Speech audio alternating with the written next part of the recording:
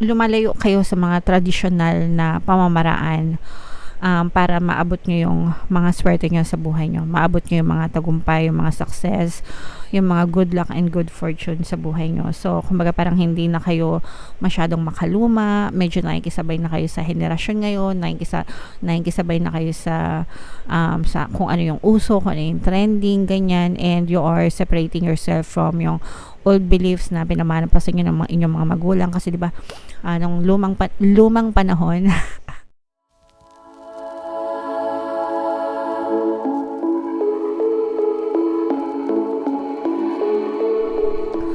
hello guys, hello Scorpio, welcome back to Pinay Pixie Tarot. Happy New Year sa inyo guys, happy 2024. Ang pamagat ng ating episode for tonight is bagong taon 2024. So titingnan natin yung mga mensahe sa inyo ng inyong mga gabay, mga kapisi ngayong 2024, ngayong bagong taon, and kung ano yung mga paparating sa inyo. Okay, so shuffle natin to guys, tingnan natin yung mga message.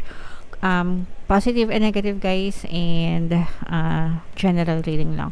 Comment down below guys if feeling nyo naka-resonate kayo sa mga messages. So yung unang message para sa nyo guys, we have the Sorceress energy. Ito ibig sabihin nito guys, you can manifest anything that you want. Okay, you are a magical person who can manifest your clear intentions into reality, mga kapiksi. And yes, this is true guys. Lahat pwedeng yung i-manifest, no?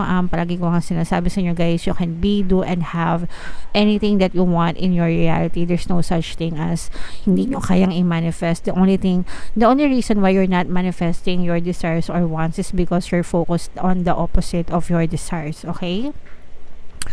Kaya ang nakikita nyo sa inyong physical reality is yung kabaligtaran ng gusto nyo. So for example, gusto nyo maging mayaman pero nakafocus yung inyong attention sa kahirapan. Therefore, ang nakikita nyo sa inyong physical reality is kahirapan. Okay? But you can manifest ang kayamanan, ang kasaganaan kung gugustuhin nyo, as long as i-focus nyo yung inyong attention dun sa mga intentions nyo sa buhay. Just be good with your intentions. Just make sure na hindi lang ikaw yung magbe-benefit.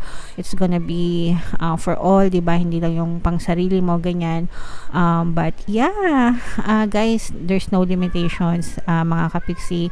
You just have to persist, and kailangan mo lang i-focus talaga yung iyong attention, and revise your old stories. Kalimutan mo na yung mga old stories mo, mga limiting beliefs mo, mga old beliefs mo, and focus on the new ones guys, para talaga kung ano yung gusto nyo, yun talaga yung mag-manifest sa inyong reality. We can manifest both negative and positive things, mga kapiksi. Okay? So, syempre, doon na tayo sa positive. Alright? And compassion, mga kapiksi, no? Ito guys, ito yung isa sa mga best na practice para ma-manifest nyo yung desires nyo, yung pagkakaroon ng compassion, ng pagiging compassionate or pagkakaroon ng compassion.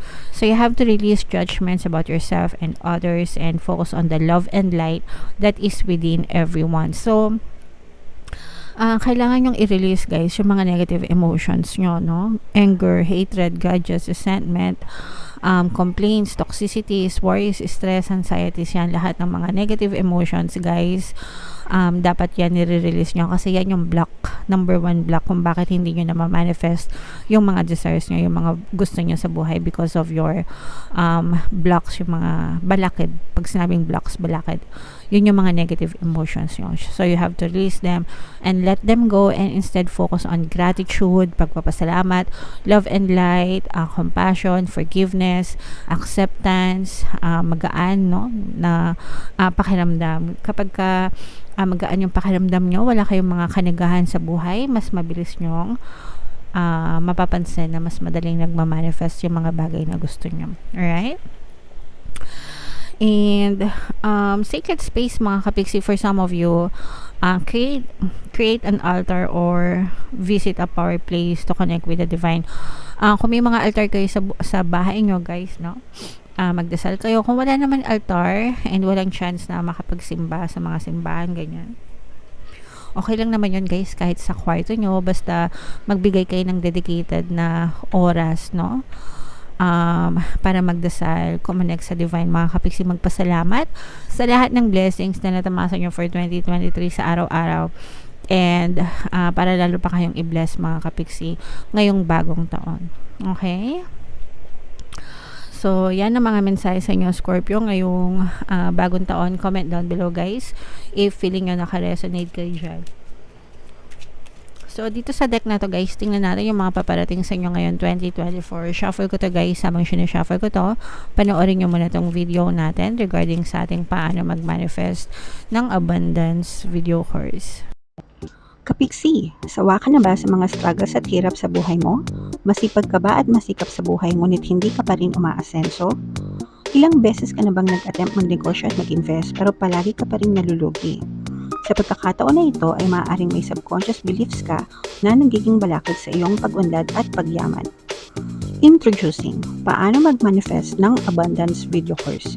Dito ay matututunan mong ma-overcome ang mga balakid mo para tuluyan ka ng umunlad, umasenso, sumagana, maging matagumpay, successful at maswerte sa iyong kabuhayan, pera, trabaho, negosyo, salapi at kaperahan ng bonggang-bongga. Dali, mag-send na ng email sa pinoypixie@gmail.com at simulan na ang iyong pagyaman ngayon.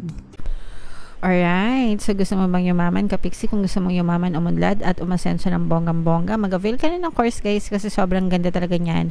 And good news mga kapiksi, no, dahil Christmas season ngayon, guys, may Christmas sale tayo. Hanggang December 31 na lang, guys, ilang araw na lang yung natitira. Magbibigyan ka ng 10% discount plus 1 free pampaswerte subliminal, guys, until December 31. So mag-avail na kayo, guys, habang may discount pa tayo. Meron din tayong email coaching, manifest your desires using the law of attraction. If meron kayong mga specific na gusto nyong i-manifest, pwedeng love and relationship, pwedeng money or career, pwede kayo magpabook ng email coaching session with me. Mag-send lang kayo, guys, ng email sa pinoypixie@gmail.com. So, ito Scorpio, no? Ito'y positive and negative energy mga kapiksi, no? Yung mga paparating sa inyo ngayong bagong taon. So, yung iba sa inyo, guys, parang feeling ko, tawag dito, lumalayo kayo sa mga tradisyonal na pamamaraan para maabot nyo yung mga swerte nyo sa buhay nyo, maabot nyo yung mga tagumpay, yung mga success, yung mga good luck and good fortune sa buhay nyo. So, kumbaga parang hindi na kayo masyadong makaluma, medyo nakikisabay na kayo sa henerasyon ngayon, nakikisabay na kayo sa kung ano yung uso, kung ano yung trending, ganyan, and you are separating yourself from yung old beliefs na pinamana pa sa inyo ng inyong mga magulang, kasi di ba nung lumang panahon hindi naman luma, ng mga unang panahon, di ba? Mag-aral ka ng mabuti para magkaroon ka ng magandang trabaho, para maging maganda yung buhay mo. Pero sa totoong buhay, wala naman talagang yumayaman sa pagtatrabaho lang. So, most of ng mga successful ng people, they build wealth through business, investments, ganyan.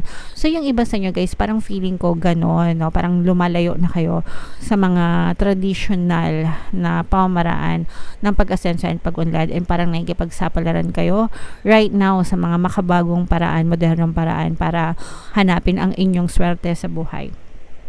And okay lang yan, guys, kung ano yung feel nyo, kung ano yung peg nyo sa buhay nyo, as long as komportable kayo, as long as masaya kayo sa ginagawa nyo, and as long as wala kayong inaapakan na ibang tao, mga kapiksi, okay lang yan.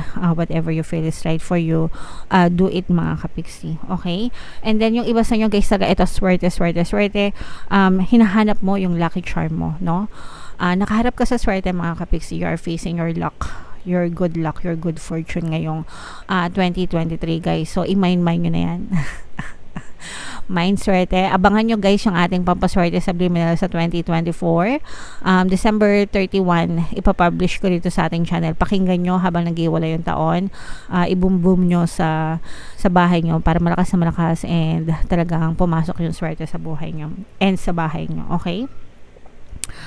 So, dito, guys, talagang hahanapin mo yung swerte mo, haharapin mo yung swerte mo ngayong bagong taon, mga kapiksi, and nakafocus ka lang talaga sa kaswertehan, sa paghanap ng swerte ng masagana and asensadong buhay. So, go lang yan.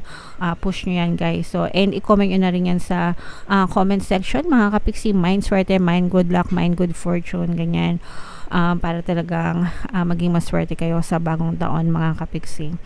And ito naman guys, yung nakikita naman natin na for some of you, maaring merong abusado. May mga abusado naman guys, no? Na parang unti-unting kumakain sa inyo or humihila sa inyo, mga kapiksi. Let's say for example, nananagana kayo. Parang merong mapagsamantala na nilalang sa buhay nyo na parang palaging nakahingi, palaging nakaantabay, ganyan-ganyan, yung mga panghingi-hingi nila ng maliliit, ganyan, pero pag sinuma-suma total nyo, ang laki-laki na pala ng nabibigay nyo sa kanila. Tapos sila parang wala lang silang ginagawa para sa buhay nila kundi ang manghingi na manghingi sa inyo.